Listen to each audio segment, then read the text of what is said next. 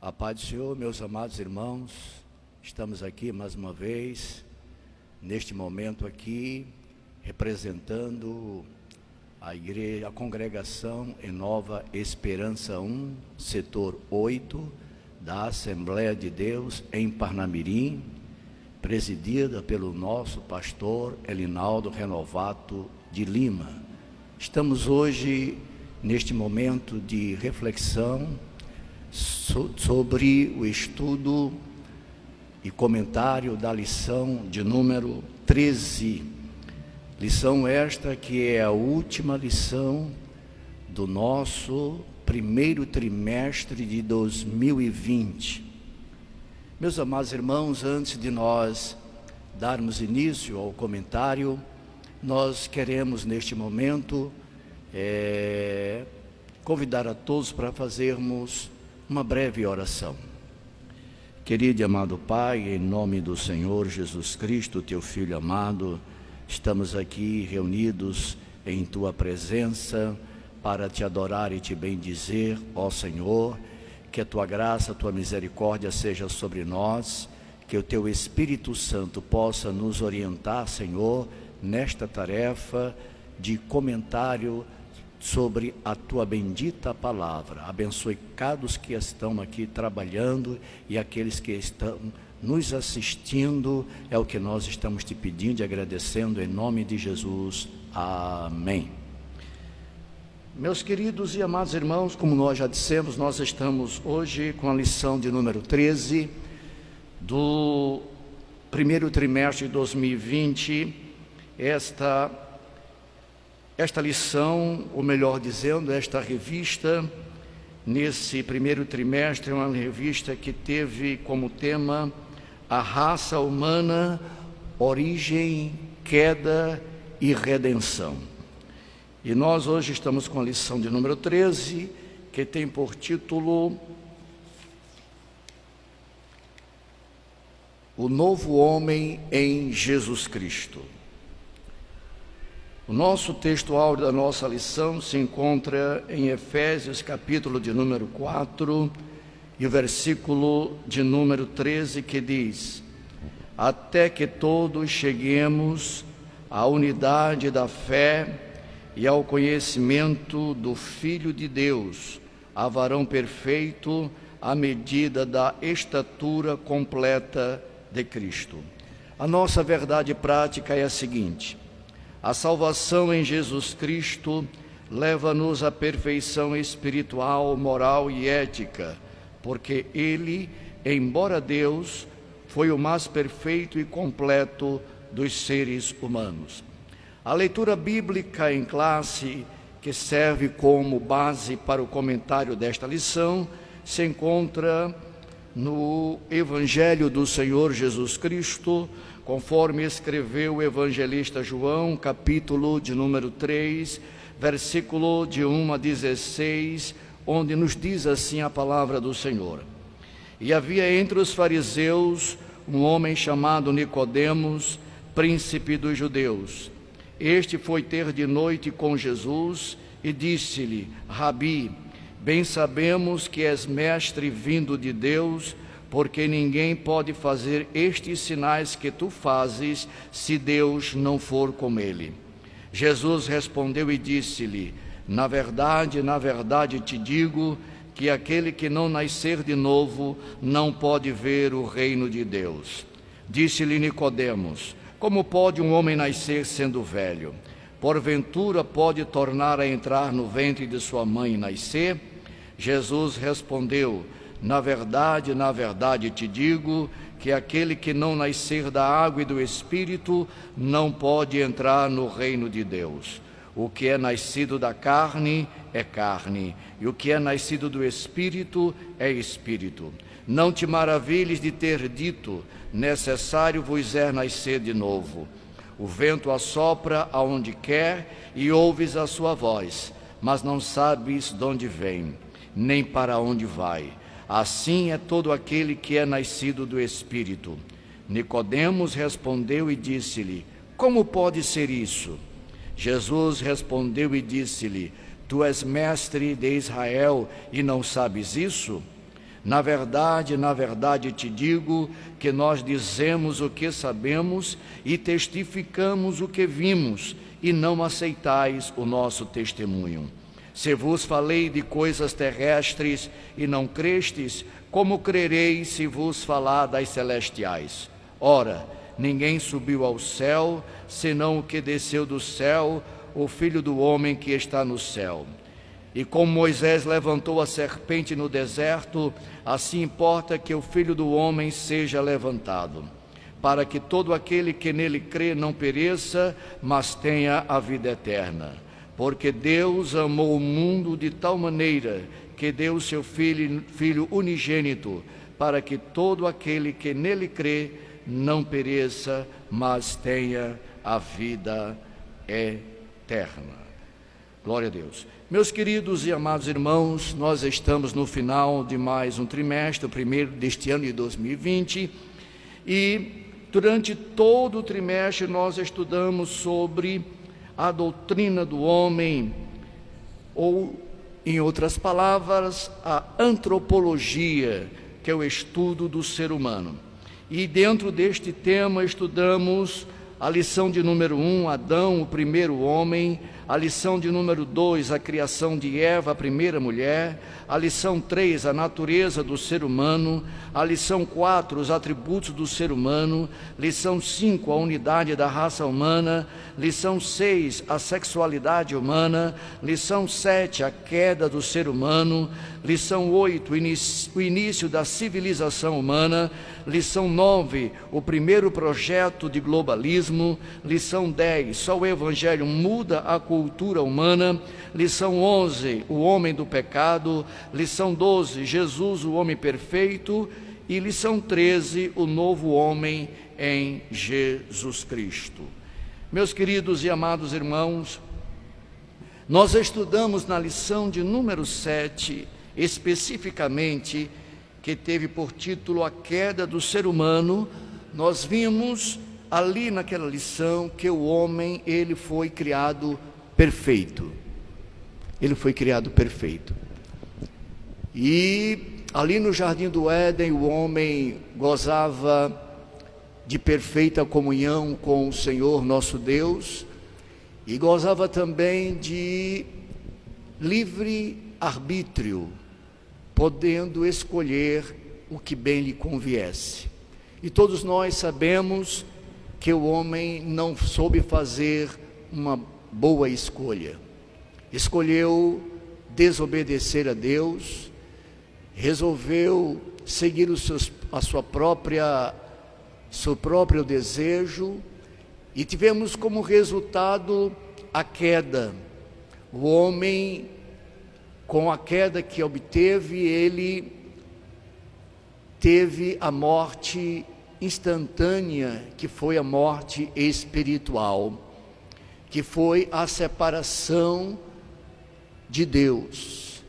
Após a queda de Adão e Eva, eles foram expulsos do jardim do Éden, o paraíso criado por Deus, e com isso perderam a comunhão com o Senhor. A isso é denominado biblicamente morte espiritual, ou seja, separação de Deus. E essa queda trouxe graves consequências, além da morte espiritual imediata. Logo após, o homem passou a experimentar também a morte física, a qual é sobre todos os homens, e consequentemente ainda haverá a morte eterna para aqueles que não aceitarem a Cristo como seu Salvador, ou não experimentarem o novo nascimento, que é justamente o tema central da lição de hoje. A lição nos fala sobre o novo homem em Cristo Jesus. Com a queda, o homem perdeu a sua semelhança com Deus, o seu aspecto que o identificava semelhante a Deus foram maculadas, manchadas, e agora o homem estava perdido, errante. O homem agora estava destinado à morte eterna, que é a separação eterna de Deus. Mas o Senhor nosso Deus, Ele nunca é tomado de surpresa, porque Ele sempre trabalha de forma extraordinária e Ele se antecipa a tudo. Para isso, Ele estabeleceu mesmo antes da fundação do mundo uma forma, uma maneira do homem ser restaurado, do homem poder voltar a ter comunhão com Ele, porque este é o desejo, é a vontade do Senhor nosso Deus, de que o homem volte a ter comunhão com Ele. Nos diz a Bíblia, meus amados irmãos, que o homem, para que ele possa voltar a ter comunhão com Deus, que ele possa experimentar a presença do Senhor, para que ele possa ter certeza e convicção de vida eterna, é necessário que ele passe por uma experiência espiritual que não há como explicarmos com palavras.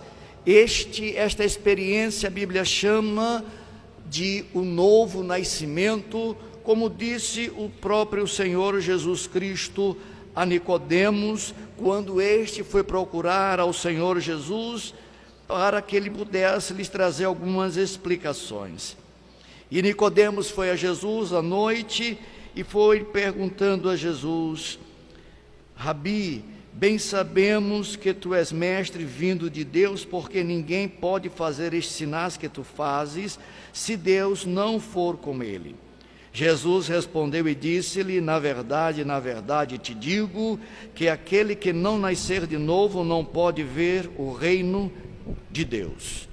Nicodemos lhe perguntou: como pode um homem nascer sendo velho? Porventura pode tornar a entrar no ventre de sua mãe?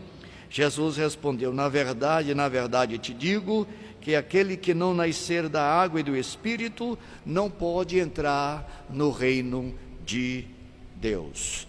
Então, nesse texto que nós lemos, que é a leitura bíblica em classe, que é o texto básico para o comentário desta lição, nós encontramos aqui o Senhor Jesus falando acerca do novo nascimento, que é algo que o homem experimenta não por vontade, não pelos seus próprios méritos, pelas suas ações, por atitudes meritórias, mas nós vamos aprender que este é um ato totalmente divino e que o homem, ele pode vir a nascer de novo, ele pode experimentar o novo nascimento. E para que este novo nascimento possa ser comprovado, possa ser experimentado pelas pessoas, há uma necessidade premente das pessoas aceitarem por fé o sacrifício vicário do Senhor Jesus Cristo no Calvário.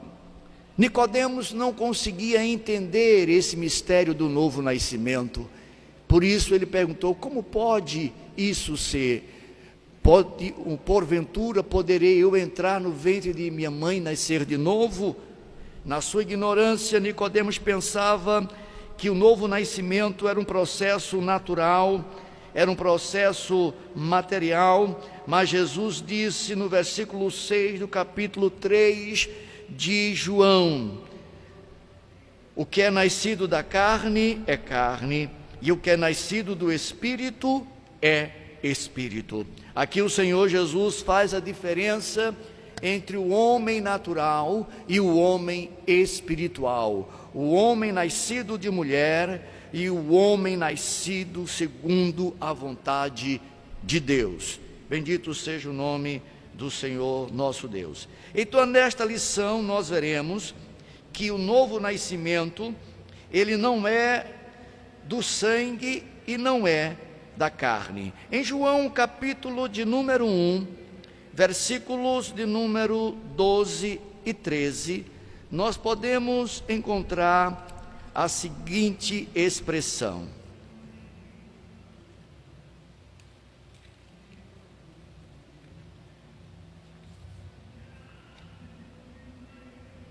mas a todos quantos o receberam, deu-lhes o poder de serem feitos filhos de Deus, aos que creem no seu nome, os quais não nasceram do sangue, nem da vontade da carne, nem da vontade do varão, mas de Deus. Então nós vemos aqui explícito de que o novo nascimento, ele não é proveniente da carne, mas sim é um processo espiritual segundo a vontade de Deus.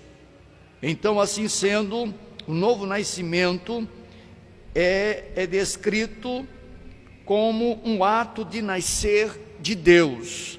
Isso implica a aceitação pela fé do plano da salvação que o Pai Celeste elaborou antes da fundação do mundo. Logo, nascer de Deus é tornar-se filho de Deus. Então, já temos compreendido que o novo nascimento não é segundo a carne, não é segundo o sangue, mas segundo a vontade de Deus na pessoa que aceita o plano da salvação, é elaborado, programado pelo Pai Celeste antes da fundação do mundo.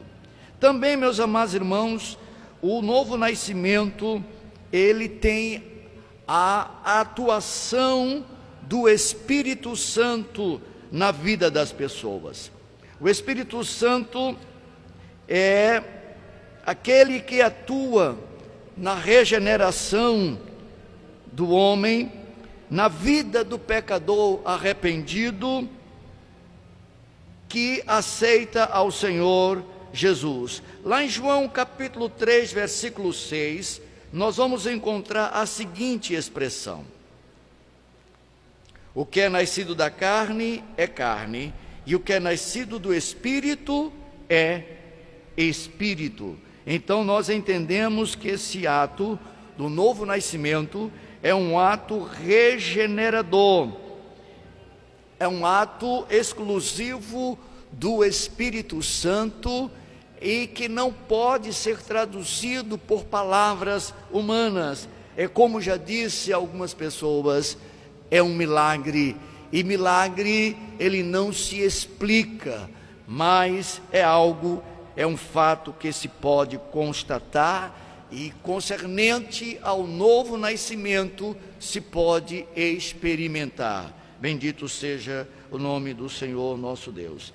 E também nós podemos entender que após o homem ele nascer de novo, o homem experimentar o nascer segundo a vontade de Deus, nascer segundo a ação do Espírito em seu viver, após o homem crer que é um pecador e que se arrepende dos seus pecados e que aceita Jesus Cristo como seu Salvador, aquele que tomou o seu lugar lá na cruz, e que naquele momento em que ele crer neste ato sacrificial do Senhor Jesus, o Espírito Santo atua no seu ser, fazendo-o nascer de novo. Bendito seja Deus. Imediatamente após o homem nascer de novo, o homem ele experimenta o que a Bíblia chama de justificação, ou seja, o homem ele é justificado por Deus. Glória a Deus. Assim sendo, meus amados irmãos, ao homem não poderia jamais justificar-se a si mesmo diante de Deus. Os seus pecados, as suas iniquidades, as suas transgressões trazia sobre ele uma grande condenação, a condenação eterna, que é a separação de Deus. Mas o Senhor nosso Deus, através do novo nascimento, lhe proporciona a condição de ele poder ser justificado, porque ele era réu diante de Deus. Os seus pecados lhe faziam como se fosse um réu condenado. Na verdade ele era uma pessoa condenada pelos seus atos, mas após ele crer no sacrifício expiatório de Cristo e nascer de novo, o Senhor nosso Deus o justifica, como está escrito em Efésios, capítulo de número 2, versículo 8 e 9. Nós vamos ver que os nossos atos não poderiam nos justificar diante do Senhor. Nos diz assim a palavra do Senhor: porque pela graça sois salvos por meio da fé, e isso não vem de vós, é dom de Deus, não vem das obras, para que ninguém se glorie. Ou seja, o homem não poderia se justificar a si mesmo, ele não tinha condição para isso, mas após aceitar a Cristo, após o novo nascimento, ele recebe o perdão dos seus pecados. Todos os seus pecados são perdoados, e os méritos deste perdão, os méritos desta justificação não vêm dele próprio, mas sim do Senhor Jesus Cristo, como está escrito em Romanos, capítulo de número 5, e o versículo de número 1, que diz: sendo, pois, justificados pela fé, temos paz com Deus por nosso Senhor Jesus Cristo. Ou seja, nós fomos justificados pela fé, e essa fé, essa justificação nos traz paz com Deus, através do nosso Senhor Jesus Cristo, que foi aquele que morreu por nós no Calvário. A partir desse processo, o novo homem passa a ter uma nova condição jurídica perante Deus. Romanos capítulo 5, versículo 9 nos diz: logo, muito mais agora, sendo justificados pelo seu sangue, seremos por ele salvos da ira.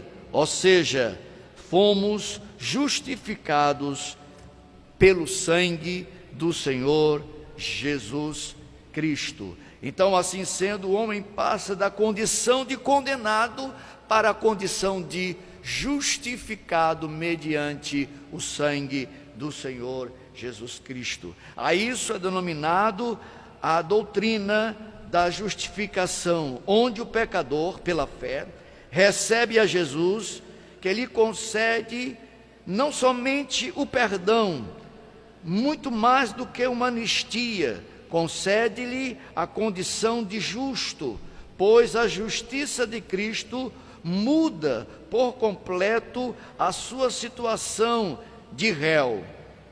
Ele é completamente perdoado e seus pecados são inteiramente apagados. Então, se os pecados, as transgressões, as iniquidades são apagadas, então não há mais nada que condene esta pessoa. Então essa pessoa passa da condição de réu para a condição de justo ou justificado, sabendo que essa justificação não é por mérito próprio, essa justificação é mediante ao novo nascimento em Jesus Cristo. Assim sendo, o novo homem, ele é chamado de justo. A partir de sua conversão, o pecador passa a ser visto por Deus como se jamais tivesse cometido qualquer injustiça. De agora em diante, ele é um justo diante dos olhos de Deus. Então, este é o segundo tópico, iremos para o terceiro e último tópico desta lição, que retrata a santificação do novo homem.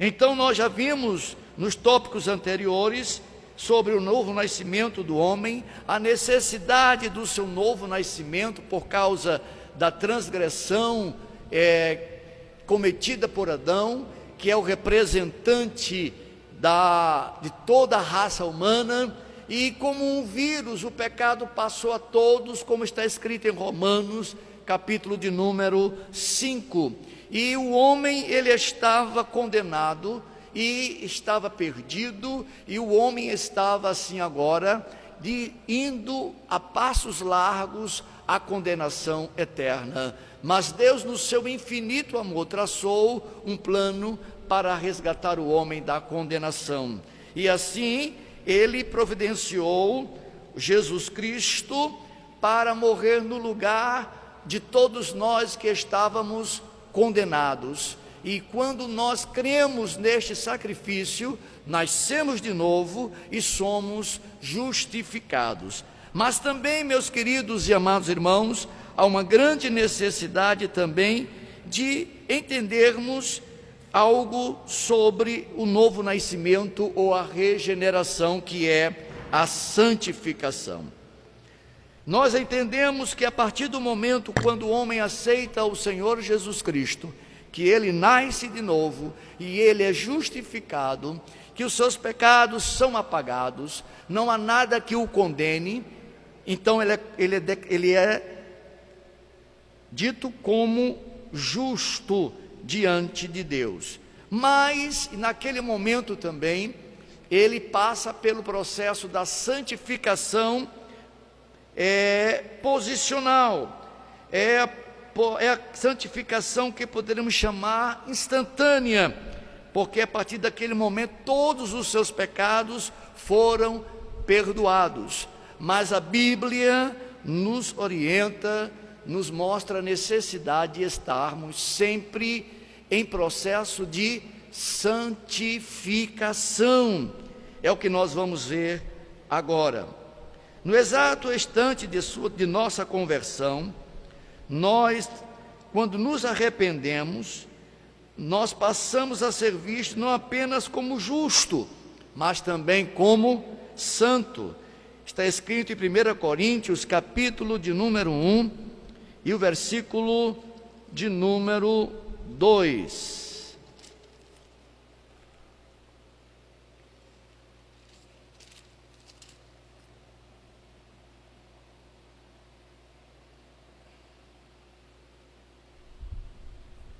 A igreja de Deus que está em Corinto, aos santificados em Cristo Jesus, chamados santos, com todos os que em todo lugar invocam o nome de nosso Senhor Jesus Cristo, deles e nós.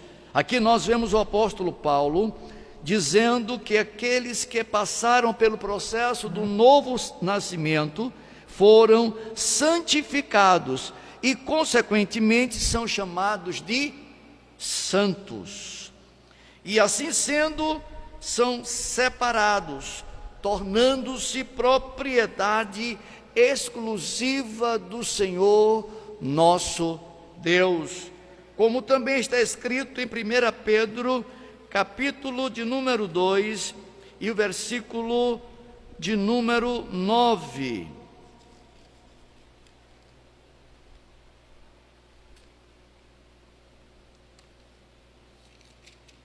Onde nos diz assim a palavra do Senhor: vós sois a geração eleita, o sacerdócio real, a nação santa, o povo adquirido, para que anuncieis as virtudes daquele que vos chamou das trevas para a sua maravilhosa luz. Aqui nós podemos entender, meus amados irmãos, que nós somos geração eleita, somos sacerdócio real, nação santa e povo adquirido, ou seja, o Senhor nosso Deus, mediante o sacrifício do Senhor Jesus, nos adquiriu, Ele nos comprou, Ele nos resgatou. Assim sendo, nós somos propriedade exclusiva do Senhor nosso Deus. Apesar do homem, a partir do momento em que ele aceita o Senhor Jesus Cristo, ele é santificado e é chamado de santo, mas mesmo assim ele precisa estar incorporado no processo de santificação. O novo homem em Cristo, ele precisa crescer, ele precisa avançar no processo de santificação. E para isso, a palavra de Deus é um instrumento poderoso para a santificação, porque ela nos fala sobre esta necessidade. Além da palavra de Deus, nós temos também o próprio Espírito Santo, que atua em nosso interior, através da própria palavra, mostrando a necessidade de estarmos avançando neste processo de santificação. Quanto mais nos santificamos, mais parecido nos tornamos com o Senhor Jesus, porque nós somos seus imitadores, como diz o apóstolo Paulo em 1 Coríntios, capítulo de número 11 e o versículo 1.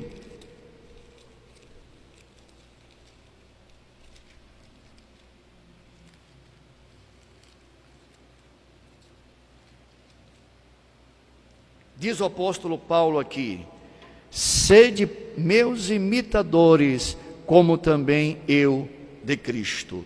Então, assim sendo, a santificação, ela faz com que nós sejamos imitadores do Senhor Jesus Cristo. E sendo imitadores, nós iremos cada dia, cada momento, nos parecer mais com Cristo. Nós iremos crescendo neste processo de santificação. Logo, devemos ver a santificação como a vontade suprema de Deus em nossa vida, como está escrito em 1 Tessalonicenses, capítulo 4, e o versículo de número 3,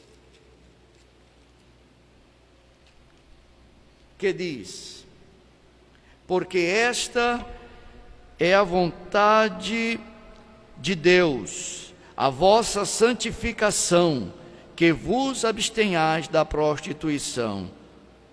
Porque esta é a vontade de Deus, a vossa santificação. Então, a vontade de Deus é que nós, cada dia mais, nos santifiquemos, possamos crescer, avançar neste processo de santificação. E se por acaso em algum momento da nossa trajetória nós venhamos a tropeçar, venhamos a falhar, venhamos até mesmo a pecar, a palavra de Deus, ela nos dá um conselho e um alento para, se porventura nós viemos a falhar ao pecar, no processo de santificação, como está escrito em 1 João, capítulo de número 1, versículo 7, que diz: mas se andarmos na luz como Ele na luz está, temos comunhão uns com os outros, e o sangue de Jesus Cristo, seu Filho, nos purifica de todo o pecado. Então nós temos a garantia de que o sangue do Senhor Jesus Cristo, vertido no Calvário, nos purifica de todo o pecado.